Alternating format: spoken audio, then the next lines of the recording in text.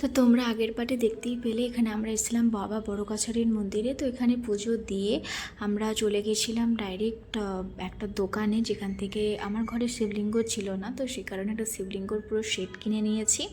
তো এখান থেকে আমি আর মা এবার চলে গেছিলাম দুপুরের লাঞ্চ করতে, কারণ অনেকটাই দুপুরে বেঁচে গেছিলো অনেকটাই। তো মাকে নিয়ে ফার্স্ট টাইম আমি এখানে ধাবা কাম রেস্টুরেন্টে গেছিলাম দুপুরের লাঞ্চের জন্য। তো আজকে বার্থডে, তাই আজকে বাইরে লাঞ্চ তো বানতাই। তো এখানে আমরা মায়ের কিছু ফেভারিট খাবার কিছু অর্ডার করে নিয়েছিলাম। এখানে naan, fried rice, salad, mix veg something. তো আমরা এখানে লাঞ্চটা খুবই ভালো মতো করে এখানে আমরা বেরিয়ে পড়েছি। এখন অটো ধরে ডাইরেক্ট চলে যাব বাড়ি। তো আজকের দিনটা এখানেই সমাপ্ত নয়, সন্ধেবেলায় কী করলাম অবশ্যই তোমাদেরকে দেখাবো। তো আমি আর মা এখন পৌঁছে গেছি বাড়িতে।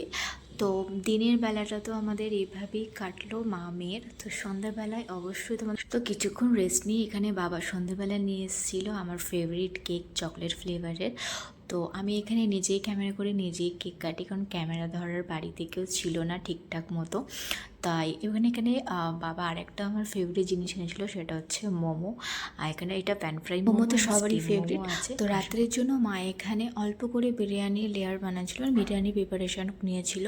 তো এই বিরিয়ানি প্রিপারেশন করতে করতেই একটা যাচ্ছিলো ঠাকুরের ভাসান। তো এখানে কালী পুজোর একটা ভাসান হচ্ছিলো, তো এটা দেখতেই আমি আর মা উপরে গেছিলাম ছাদে। তো